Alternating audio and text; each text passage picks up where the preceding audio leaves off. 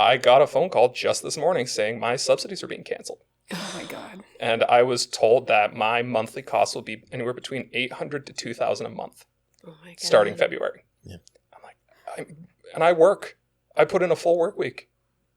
I don't know what I'm supposed to do about that. I don't own a property that would be considered valuable by the state of Vermont. And so some of these issues are very foreign to me because at this point, I'm just trying to scrape by. I don't identify with some of this at this current age. And I wonder if I ever even will at this point. You can eat your dinner and watch us, if that's two things you can do at the same time.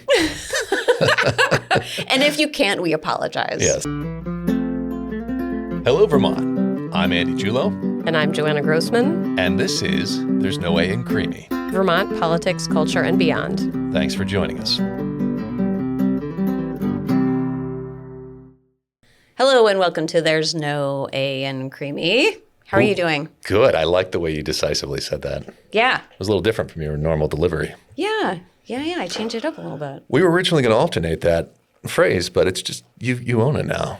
You could say it. No, I don't Try think I it. could. Try it right now. Welcome to There's No Way in Creamy. There you go. Yeah. That's not the same It's charm. not the same. Yeah, it's got that Yeah. warmth and charm. You get that thing going where you're nice to people. Well, I've fooled them into thinking that maybe. Yeah. Well, Yeah. that's all that matters. Yeah, kind of. We have some inspo today. We've got a very inspiring episode. Yes, inspo means inspiring. Yeah. I know that, but I'm just explaining it to anybody who doesn't understand your short speak. You're explaining it to the boomers. Yeah. Yeah. Stop it. Well, we love them, Okay. but they just might not know that. All right. Okay, we got to cut that out now, I guess. No. Okay. We love you, boomers. You made us. Thank you. So, yes, we had some young Dems on, young organizers who are wonderful, and we wanted to talk to them a little about why they're involved with the party and what we can do to get more of them involved. Yes. Yeah. Well, and then that kind of leads us to the conversation of what it's like to be a young person in Vermont. I mean, their values and the things that they're struggling with. So that was really interesting. Yeah, it was really good to hear. So we talked about this interview a little bit on the State of the Creamy State episode, and I feel like, I'm saying it's inspo, and it is. It was lovely to talk with them, truly. Mm-hmm. But it was a really strong reminder of what we're not doing, as a state and as a country, and we should be. Yes, the conversation about the struggles in Vermont is very much geared towards one or two generations and is not at all touching the concerns of our younger Vermonters. Yeah, which is so weird. I just feel as we grew up, I don't know, I feel like my parents' generation was so oh, we want you to have a better life. Maybe that's an immigrant family thing, but I don't know. They always were oh, we want you to have a better life and a better experience than our childhood. And I feel I don't know if we're doing that, for the next generation. Yeah, no, I hear you. Yeah. Yeah.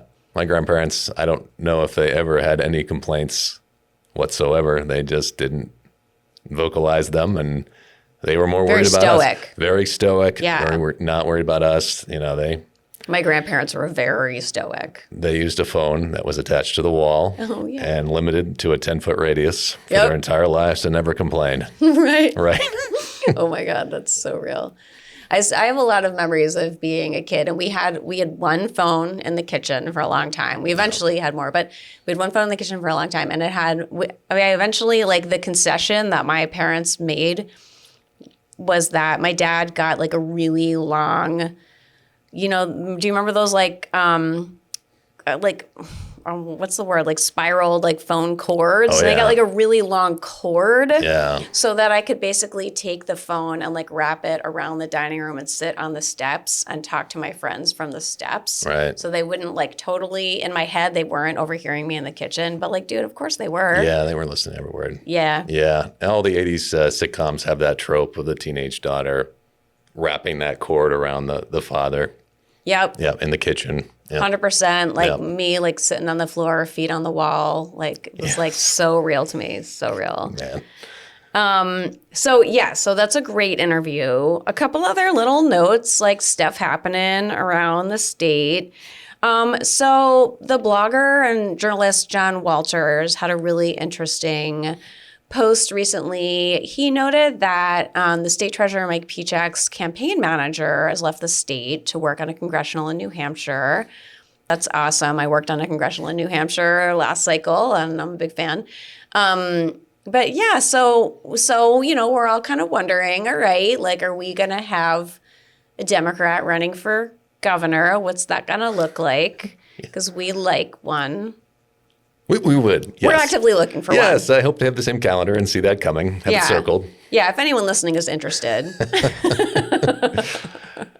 I feel like we should post like a classified ad. Well, there was a story a few months ago about the treasurer's office kind of stockpiling all the political talent. Yes. And, is this leading to a run? And now they're all exiting. Yeah. And so it seems like it is not leading towards a run. Yeah, it is seeming like that. What was that all about? What was that all about? And then also just like, where are we going to go from here? Like, if we're like, let's just move forward. Yep. It's not personal. I just want, like, it's like I said, like, I honestly just want to post like a classified ad, like Democratic gubernatorial candidate wanted for Vermont. Like, we'll get your back. Like, let's do this. Yeah. That's really just how I feel. Like, I just want us to be, I don't know. I want us to be fighting for democratic values. That would be nice. Yeah. I'm in favor. Yeah. I feel like it's not. I mean, it is a big ask of the candidate, to be fair. Like, I was going to say it's not a big ask, but like it is a big ask of a person. It really is. But I also feel like as a movement, as the Democratic Party, it's actually not a big ask. It's kind of like the base minimum, because I don't want the next tier down like we experienced. I mean, we talked about this in previous episodes, but maybe for new listeners, like when we don't have a strong talk about the ticket, the rest of the ticket suffers because there's no one trying fire, right? Like Phil Scott mobilizes an extraordinary amount of power and resources. So if he doesn't have a Democratic candidate to keep him busy running for governor, then he comes after the Democratic senators. And in this case, it'll be the LGs and the auditors and whoever else is going for it. And, they'll all be subject to a massive amount of resources opposing them. And that's a bummer. It is. I've been the subject of that fire hose. It's not fun. Yeah. Yeah. Like the hateful mailers with your face on it. That didn't feel good. No, that wasn't great. Yeah, that wasn't One of them good. it was always black and white, too. Yeah. I don't know what Andy's in color, in case people are wondering. I'm in color. Well, I'm wearing black today, but and one of them had my face twice. That was so weird. Yeah. It was like one of those Sears pictures with the 80s portfolio with your face facing both ways. Oh my God. I still have like a visceral, we have so many new listeners. Like for people who don't know, I was Andy's campaign manager when he was running for Senate, and you should listen to episode 1. It's really funny. But that's our story. But yeah. And I mean, I still remember people like texting me like photos of the mailer and me just feeling like, it just bummed me out. Yeah. And it was actually Faces you. on mailers. That's the step we never went, and I didn't want to go. We didn't do anything like that. Yeah, we ran a positive campaign. We did. Yeah. I feel very good about the campaign that we ran. All right. Yeah. Anyway, so that was interesting. Something else I've been thinking a lot about. Okay, as things get crazier and crazier with the federal government, and we're seeing more and more federal government overreach into the states, I guess I'm thinking a lot about that, and I'm thinking a lot about the 2026 and 2028 elections. And, I've been working in elections and democracy for quite a while now, and I feel really strongly about it. I would feel better if our governor who I understand maybe he's in a difficult position because he's a Republican, but I would feel better knowing he was committed to defending our election outcomes in 2026. Whatever happens. Like, I really want to hear him say that. And me and my friend Val posted something on social media about that a few weeks ago. And I just feel like, he had a statement a few months back saying, like, if Vermonters are expecting the state administration to protect them from the federal government, we're not going to. And that's really, like, lived on in my mind. I have family who are Holocaust survivors, and kind of hearing that they're not going to protect the residents of Vermont from federal overreach really hits me really hard. And I just feel like I want to know at the base minimum they're going to defend democracy. I just wish he would say that. Yeah, I mean, I understand the dilemma. It's so much nonsense comes out of the mouth of the administration in Washington, D.C. And we've talked to an organization recently that said, all right, 24 hours, whatever he says, we ignore it for 24 hours because 6 hours later he may contradict himself entirely. Yeah. But I mean, this has got to be a question for every candidate as we get into this election is if you get elected in that next cycle, we are going to start to register Republicans for the presidential primary all across this nation. What if Donald Trump, this very soon, this is maybe 16 months away, this could start to happen. Yep. What if he starts to register himself or stops other Republicans from registering and looks like he's going for a third term, which is blatantly unconstitutional? What do you do about that? Yeah. Yeah. Yeah. That's why I really want to see like a commitment to protecting our election outcomes and democracy in general. Because we like it. We like it. I've grown attached to it. Yeah. It's just what's made this country great. Yeah, absolutely. Yep, and we have, things. you know, my wife is a town clerk, and elections are really just fun for her for the most part. I think, you know, there's been some tension around the last few, but everybody in the town comes together. People she knows are Republicans, people she knows are Democrats. Yep. They gather around that table, they accept the rules, and they make it happen. And it's such a pure process, and so much viciousness has been thrown at our volunteers and our people who keep our democracy going, and it's just a shame. And it's up to our leaders to protect them as well. Yeah, Exactly. Yeah. So our content is now going out on TV. Yes. Yeah. Where is it? It's on Burlington Telecom, Okay. channel 215, Okay. and Comcast channel 1074. All right. So if you want to watch us like old school on a TV, you can. You can do that, and we now have regularly scheduled time slots. Oh, yeah. What are those? Well, let me tell you. They are Monday at 5:30 p.m., Yeah. Thursday at 7 a.m., and Friday at 6 p.m. Nice. You can eat your dinner and watch us, if that's two things you can do at the same time. And if you can't, we apologize. Yes, we Yeah. understand. Yeah, we understand. Yeah. Absolutely. All right. Well, we really hope that you guys enjoy this wonderful interview with our friends Taylor Garner and Natalie Julow, Andy's daughter. We saved that for the end. Yeah. Yes. They're great. And yeah. Okay. We hope you guys enjoy this interview.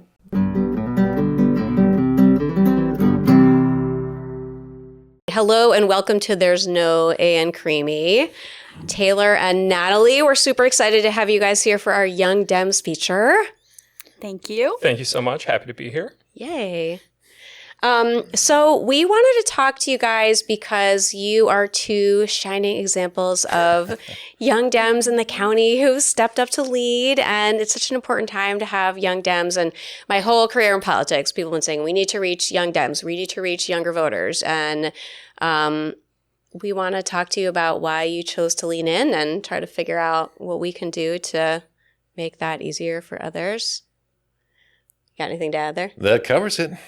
Do you guys want to introduce yourself?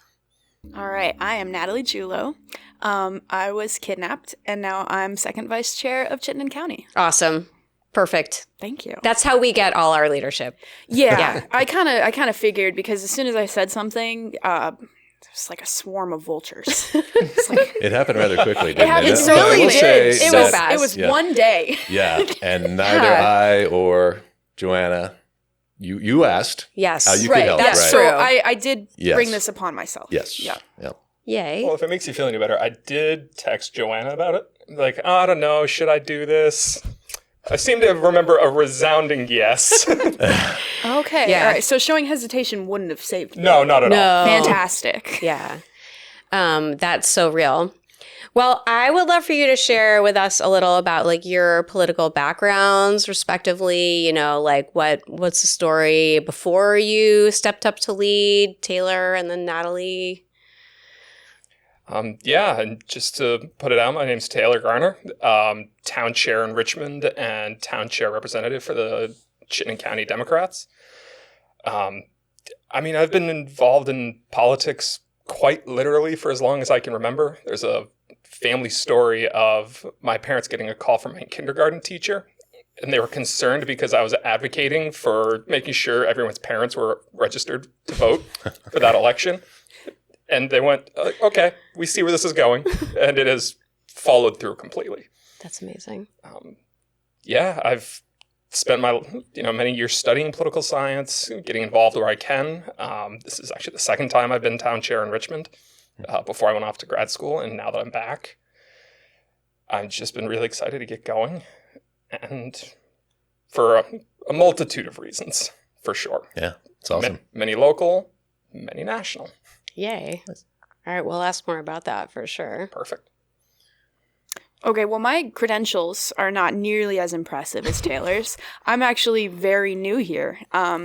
So, yeah, I mean, going back to being kidnapped, I kind of just one day was like, hey, I told him, I said, I'd like to get a little bit more into politics. Could you help me with that? Natalie's my daughter, if listeners have not put that together yet. So that's my dad, and he said, sure, I can probably help you with that. And then all of a sudden, things snowballed. But in the past, I have That's when I got Joanna involved. It got very, snowballing. Right, yeah, and then things escalated. The snowball was small, and then it got, like, huge immediately. Right. I have a way of doing that. You do.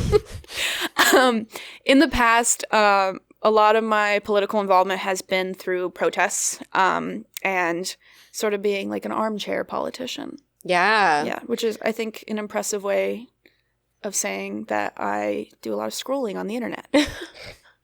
I'm curious really for each of you. So you did some activism before this, like through groups like Invisible and stuff like that? I actually never joined any groups. The way I was finding out about these things is actually, it started mostly during, well, first off, the first protest I ever even went to was because they were trying to shut down my college, my first year there. Oh. And this was right during the COVID pandemic, so there was not a lot of people reaching out to each other and communicating about what was going on. So a whole group of people got together and arranged a protest. So we tripped out my minivan. We put paint all over it. It didn't come off for 8 months. It was supposed to be car paint, but we made signs. We organized. I roped a lot of my friends in. We all got into the minivan, went around, honked, made a loud noise in front of the State House. Sorry. Nice. So that was my first ever protest. And then during the George Floyd protests, I went out a few times, actually.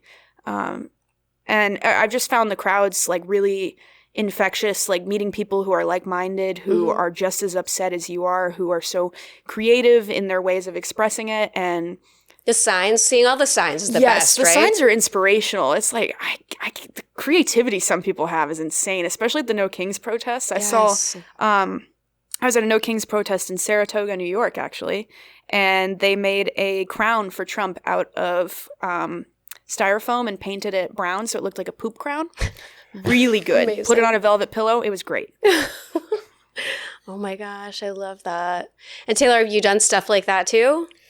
Yeah, so my first protest ever was back in 2017, shortly after the 2016 election.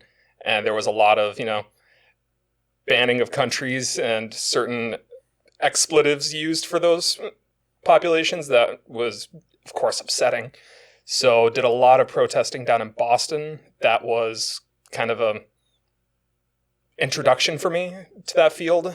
Then I went on and worked with some nonprofits like the One Campaign.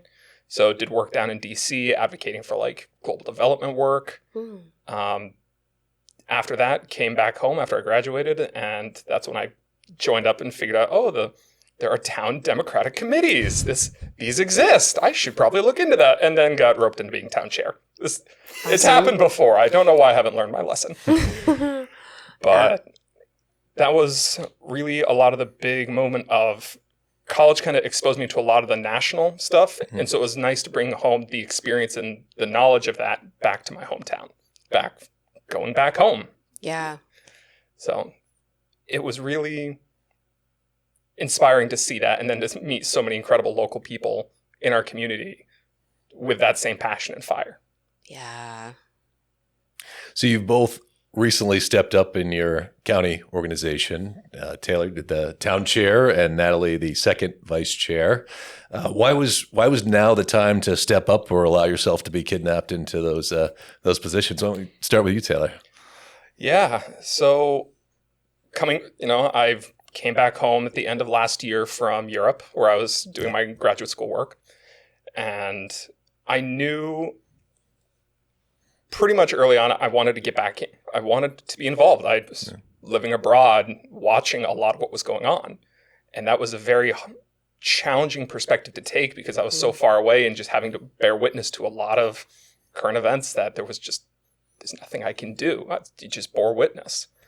So to come home, I was fairly fired up to throw myself back in the ring again.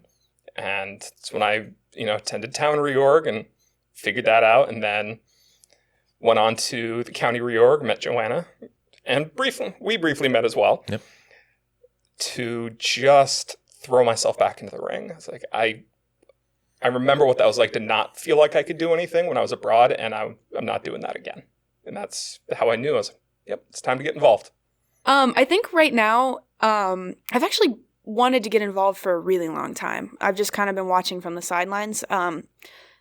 Honestly, personally, there just hasn't really been a great time until recently. Like my partner and I bought our first house, and this is the first time we've ever really felt like we're part of a community. And Colchester's been great. It's been amazing. During my dad's campaign for Senate, I got to look a little bit at what the Democrats in the area were like. I met some people that were really cool. Some amazing house reps there. There were some amazing people. I met some people at like Honk and Waves. There were just a couple Zoom meetings when we were signing up for phone calls and stuff like that. And so I was just thinking about it, and I was like, maybe now would be a good time to finally get involved, especially with everything going on in the world. I'm just especially angry right now and especially fired up. And I see that the Democratic Party struggles in a lot of ways right now. It seems like, I've said this before at meetings and stuff, you've probably heard me say this a couple times, but it seems that we have quite a bit of an identity problem, and we're losing ground with a lot of people that I traditionally associated Democrats with, like the working class and people like that. And I would really like to make a difference in my community and maybe even bring some of these people back, I love that. I kind of do want to do a follow-up question. So, I mean, it's interesting that something I'm really interested in is trying to understand why young voters are by far our least voting cohort, right? Like the voting rates for folks your age are the youngest. And you all have really stepped up not just to vote, but to lead.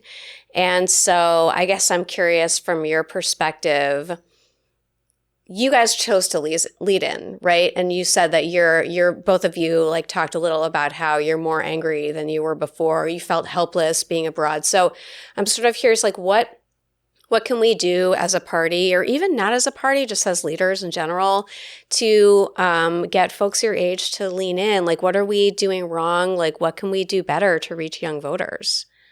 I think what I noticed a lot in college with people my age was that there was a lot of issues with accessibility just to even vote. A lot of people my age are actually very confused on how to even register. They don't know where to go. They're perhaps in a college outside of their home state, so they don't know how to access the ballots. They don't know if they can go to a local voting station, or if they have to do a mail-in ballot, or if they have to drive back home. And when you're at this age where you just feel like you're busy all the time and there's so much going on, if there was a way to clarify, I know there's like, I've seen social media posts and stuff that clarify like how to sign up and how to do that, but it doesn't seem like they're reaching as many people as they could be. And I feel like if we were to use avenues that young people or people my age traditionally utilize, like social media, a little bit more effectively, to let people know how to, in a concise manner, how to actually take a little bit of time out of your day and sign up and figure out how to put in a ballot. I think that would really help. A lot of my friends, unfortunately, just kind of said, I can't vote. I can't get involved. I live in Maine. I'm in Vermont for college. I just don't know how, and I don't have the time. And I think there is time, and I think that there are ways that we can help people out. I just think that we need to go to them a little bit. Yeah. I love a lot of what you just said. I mean, I definitely think there's a connectivity of how do you reach these populations in a way that is conducive for them, that is sensible and makes sense for the world that they're living in, not just in a global sense, but in their own local communities, whether it's they're busy with class or they just don't know how to do it. My first ever internship when I was in college was literally getting out the vote on my college campus. And I was annoying about it. I was carrying registration documents for 20 different states on me at all times. They're like, oh, I don't know how to register. I'm from Virginia, but I got a form for that, on the fly. But that was kind of a conversation that happened a lot of, you want to get registered. That's great. Do you have any questions about that? And a lot of people go, okay, so I'm voting. What's the point? It's just one vote. And there was a surprising sense of, I don't want to say helplessness, but a lack of faith that their participation would make any kind of difference. That was really challenging. And I think it's been a few years. It's been a couple of years since I've been in college, but I think a lot of that can continue. There is a wave of really difficult challenges that many of our community and our fellow country people are facing. And how do you dig past that sense of darkness and despair and go, no, we can do this. This vote does matter. And how to essentially bring that energy to young people. And I think what you said was great. Meet them where they are, and smart use of social media and digital reach out. Make it easy. That's a really good point, though, with the hopelessness. I've heard that a lot, too, the it's just one vote thing. And that's very concerning to hear that. But I hear it over and over again when I talk to people about registering to vote. And that's a really good point. There is a social aspect to ensuring that people know that their vote can count. 100%. Yeah. It's scary now, especially as we're concerned more and more about elections and election integrity, and yeah, I would hate for that feeling to be further exacerbated. Yeah. Mm-hmm. So when you thought about getting involved, you have some options of other parties. We have 3 here in the state of Vermont. Was there any question that you would get involved with the Democratic Party? And what ultimately appealed to you about the Democratic platform? I know that, so again, been involved lifelong in politics. I had family who worked in the governor's office when I was a baby, so I was literally crawling around the pavilion as a 2-year-old playing with my trucks. And what governor was that? That would be Governor Howard Dean. And there's literally pictures of me playing with my trucks happily on the floor while he's off actually doing work. But having been around and seeing the work that the Democratic Party has done since the mid-90s when I was born, and the strides that they've made, the real successes that the Vermont Democratic Party has achieved, and working with their partners and working in between with new legislators, experienced leaders. So to see what the party can be when it's at its best, how is it not motivational? Be I want to be a part of that. To see our community coming together over ideas that lift us all up. So I think it was that potential and that inspiration that really drove me to be I want to be a part of this. Sure. I think that's really beautiful. Actually, so for me, it's actually always been a little bit hard to just announce to the world that I am this, I am that. So, I mean, at a base level, I think probably that was part of my fears going into this was if I label myself officially as a Democrat, where's that going to go? how is this journey gonna play out? So I think I don't want to say there was any question in my mind about joining the Democratic Party, but it was a little bit of a journey for me personally to just take that step and identify with something so bold and so big and so much larger than myself. But I mean, socially, I've always identified more with the policies of the Democrats champion. But I mean, it's such a divisive time right now. It can be kind of scary to put all of your eggs in one basket and to go on record and be like, this is the change I want to be. This is who I want to be. These are the people I want to help. But I'm very happy with this step. I'm every time I go to a meeting, every time I do more research, the more people I meet, the happier I am with the decisions I've made. There are so many wonderful, inspirational people who are a part of the Democratic Party, who are just so full of life and energy, who are just so incredibly inspiring. And I've just met so many wonderful people already, especially you guys. Joanna and Taylor are really fun. It's been fun. Yeah. That's good to hear. Well, you're inspiring to us as well. Aww, Yeah, thank you. totally. Of course. I mean, it's interesting. The two of you represent really different communities. And, so your role in the party becomes really different, and not by choice, but by geography. So Taylor, you live in Richmond, which is politically more like Burlington, a lot of safe seats in Richmond. And then Natalie, you're from the islands and you live in Colchester. We lost all our seats in the islands, and we lost a pretty significant one in Colchester. Yeah. So you're in a much more purple community. And I'm really curious, what, pulling on the partisanship question a little bit, like how that feels. It's something I deal with a lot myself and think about a lot myself, is internal in the party, what do I need to be pushing for change within the party? And then where do we need to be identifying with seats and communities that we lost to try to make sure that they understand that the Democrats are on their side and we want them back. Right. Is that something do either of those struggles feel familiar to either of you? Yeah, absolutely. Yeah. Would you talk a little about that? Yeah. So, I mean, to be honest, I didn't really look into the political affiliations of the town that I was moving to when I moved. I was thinking about a lot of things. I was thinking about proximity to family. I was thinking about affordability. And then when I moved there, and it was right during election season, so there were signs everywhere. So I was going home and I was researching all these candidates, and I was learning more about the town I moved into. And that was a journey for sure. I think probably going forward in Colchester, I'm really excited to meet more of my neighbors and get to know their perspectives.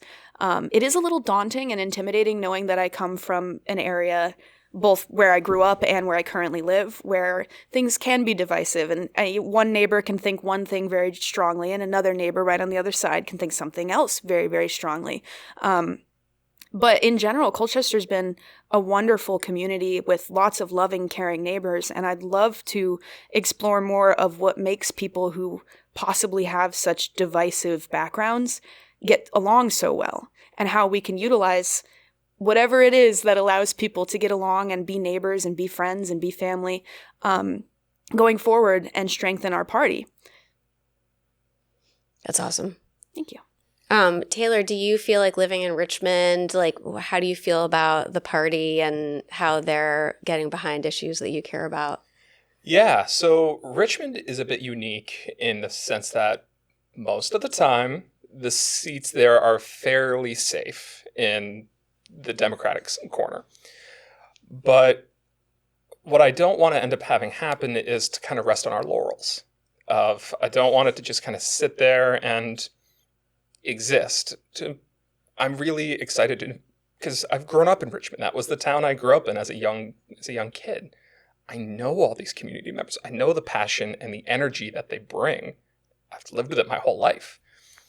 So I'm really excited to try to get as much activity as I physically can, but not just that, but to cooperate with our other neighborhood town chairs, whether it's, and this kind of feeds into the town chair role, for the town chair rep role for the county of, I don't want it to just be, the Richmond committee meeting a few times, but hey, let's go talk with Essex. Let's go meet with Williston. Let's go meet with Shelburne. Like, see this bigger organization, and to hopefully, when election season comes around, because it is not far away, that we're going to have a bigger connectivity that even if Richmond tends to be on the safer side, there's still work to be done, and I'm really excited and hopeful that Richmond can join in that work. So when you think about the folks who are in those positions right now, whether that's at the state level or the national level, those leadership positions in the Democratic Party, do you see yourself represented, or do you feel that maybe the party is a little out of touch with younger voters? Natalie. I do have some opinions about this. Well, that's what we're here for. I find, in general, I'm a little frustrated with how I'm represented. As a younger woman, it can be hard to see myself and my values and my concerns represented in the state house, at local legislation, and it can be a little intimidating, honestly, being a younger woman lower on the totem pole, just figuring this out for the first time, just kind of got here, and just kind of seeing the people that I am looking up to and learning from, and realizing that they might not necessarily identify with me as much as I identify with them. I would like to, in the future, see some people who, look a little bit more like me and have some of my experiences represented in politics. I do think that's happening more and more frequently now. As I follow local politics and politics on the national level, I'm seeing more and more people who bring up points that I've never really seen represented before. And I think that's really cool. It's just, for the time being, especially in this state, I feel like there are some issues I would like to see addressed that just currently aren't on the radar of people in the state house, to be honest. And I think maybe that it comes back a little bit to maybe why younger people are a little bit hesitant to get involved, is because it's really empowering to see someone who looks like you and who has had your struggles in a position of power making the rules. And it can be really intimidating to be someone starting out and wanting to get involved and knowing that there might not be a prototype for what you want to be. Yeah, that makes sense. We were just talking about how Emerge Vermont has gone under, which was a big female candidate training program that I went through, and a lot of female legislators have gone through, and we lost a lot of women in the state house this last cycle too, so that hits home for me. I'd be interested to hear, especially since you raised issues, like what are some of those issues that you feel like need to be talked about more here? And I'd be interested in what both of you, like, your issues are that you're really interested in working on. There are a lot of affordability issues for people my age in Vermont, and it's a mammoth of a problem, and there isn't a clear solution, and I know that, and I know that there won't be like an overnight fix, but there's a really serious issue with people my age finding places to live right now, and I know a lot of people who are my age who work 40 to 60 hours a week, and they can barely afford to rent an apartment, much less afford their car, much less afford groceries. And this is, you see this represented nationally too. Like, the average rent price in America right now is higher than it's ever been comparatively. Grocery prices are astronomical. I mean, I went to the grocery store the other day and got 5 items, and it ended up being $50. And I remember standing there and just being like, when did this happen? Yeah. Other than that, I mean, as a woman, there are a lot of questions up in the air right now about just my body, and to be completely candid, and whether or not that's always going to be something that I have complete autonomous control over. Vermont is a really great place to live when it comes to that, and I really appreciate that, and that's part of why I love this state so much. But I'm seeing things rapidly shifting. I'm seeing ideologies rapidly shifting, representation rapidly shifting, and I do have concerns. And I think that this is something that we shouldn't just put on the back burner because we're currently safe and we currently feel safe. We should be a little concerned about any potential issues down the road. Yeah, I mean, not to emulate part of that, but just the cost of living. I joke when I lived in Italy, I could get 2 weeks worth of good groceries for $55. Oh my God. Oh I my mean, I'm gosh. talking ribs, fish, vegetable, the whole 9 yards. Good food for 2 weeks, $55. Wow. And that was normal. And then I remember distinctly the first day coming home, driving me home from the airport, we stopped for milk and it was like $8. Oh my God. And I went, like, it took me a second to adjust to that fact. I'm like, what did I come home to? And I mean, even now, I don't have an apartment. I live in my parents' basement. I joke that somehow I became the archetype, but Right. every person I tell that to, Yeah. they go, that's the smart idea. You're saving money doing that. I'm like, they're right. They are. I look at the Burlington and greater area, housing costs now. Nope. I can't. Yeah. And that cost especially even goes towards things like health insurance, which as of late has been hard. And to be candid as well, I got a phone call just this morning saying my subsidies are being canceled. Oh my God. And I was told that my monthly costs will be anywhere between $800 to $2,000 a month Oh my God. starting February. Yeah. I'm like, and I work. I put in a full work week. I don't know what I'm supposed to do about that. Like, I came home because I like this place. I like being here, but it feels like I'm being punished just for walking back through the door. So that's been hard. Yeah. That's been a tough one to see. I mean, in additional that issues around LGBTQ rights, climate issues. Like, part of my graduate research involved climate work and diplomacy. So to see this work, like, I did months of research. Anyone who's written a thesis before knows that a thesis lives in your head for the rest of your life, whether you wanted to or not. So I put all this love and work into this issue, and then I come home and we're drilling in Alaska. That's hard. That's a hard thing to watch. So these are issues that tend to be held very close to my heart. Yeah. Yeah. I wonder when we talk about so much of the conversation the last few years has been about property taxes. And I wonder about folks like you who don't have valuable real estate to be taxed on. That probably feels like the furthest of your concerns when you think about healthcare and you think about food and all of that. I mean, it just must feel so disconnected. Is that how it feels? Yeah. Yeah. I mean, Kind of, yeah. full disclosure, I'm very lucky to have a home. It is a trailer, and it is that is pretty far. I don't own valuable property. I don't own a property that would be considered valuable by the state of Vermont, and so some of these issues are very foreign to me because at this point I'm just trying to scrape by. I don't identify with some of this at this current age, and I wonder if I ever even will at this point. Is there other stuff that you want to share as young Dems with the political community and with leadership? What should we be asking? What aren't we asking? What are we missing? I think you did a really good job, honestly. I think these are good questions. Yay. Hard hitting, but not too hard. That's I think you did a great job. I like the way it compliments Yes, those. absolutely. Yes, I'll just flatter you guys, so hopefully you don't edit everything I said that's out. right.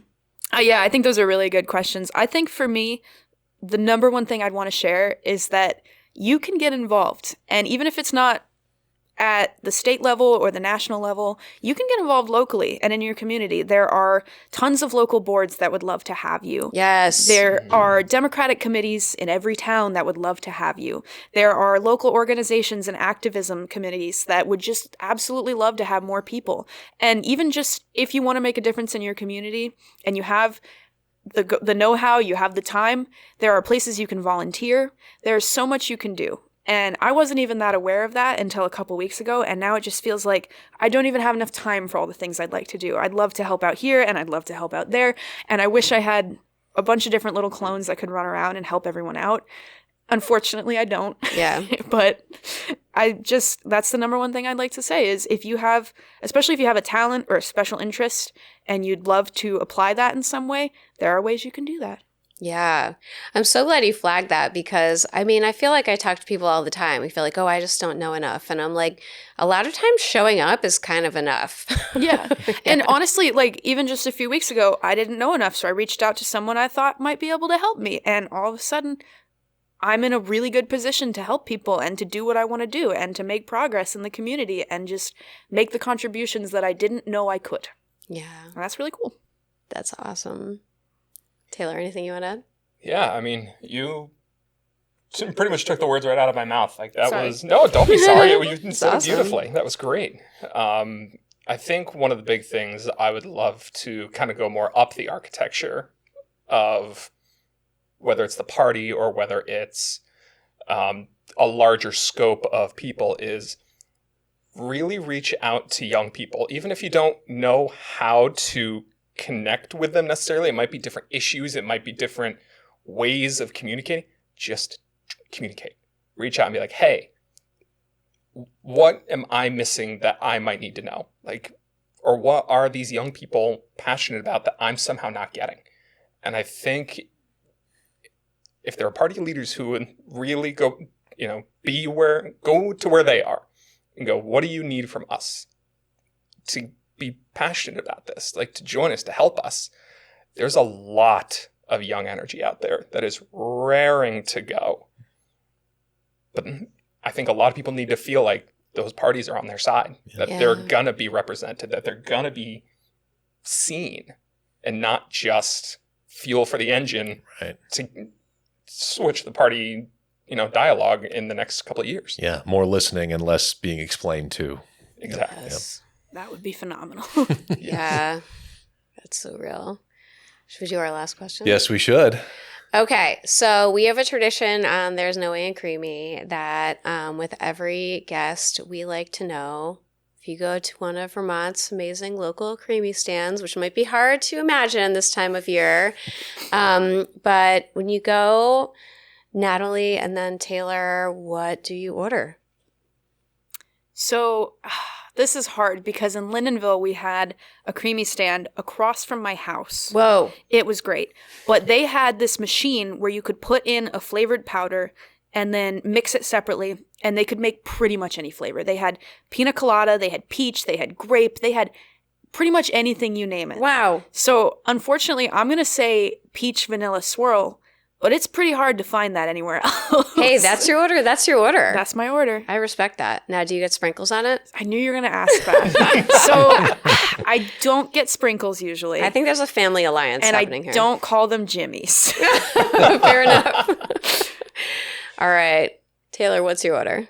Yeah, so I thought a lot about this. Oh, It nice. was a lot of thought. You prepared. And it's a bit of a simple answer, but it's one close to my heart. Okay.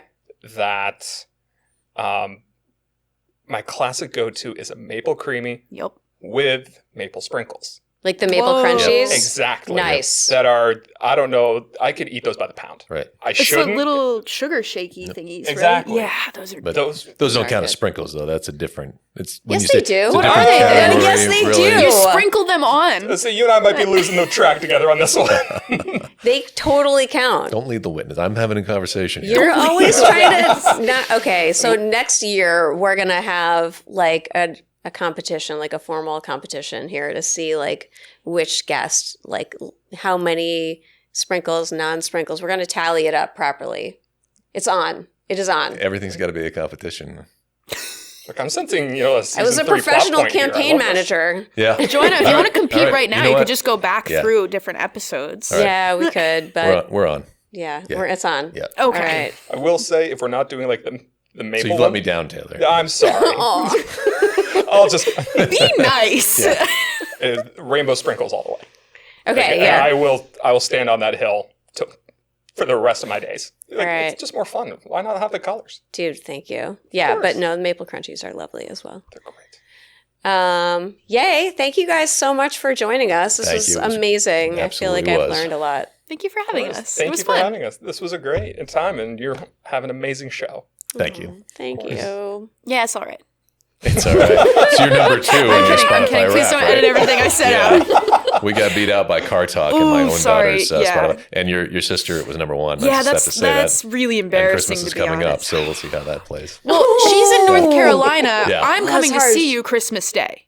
Does that That is earn true. me any brownie points? Yes. It does. Thank you. Yep.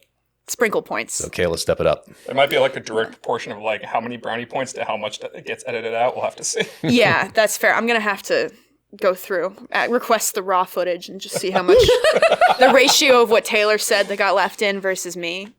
See if there's any Taylor favoritism. I don't think I'm yeah, the only sorry. competitive one in this room. Yeah, it's genetic. Nice. All right. Thanks, folks. Good. Thank you. All right. Thank you. We're out.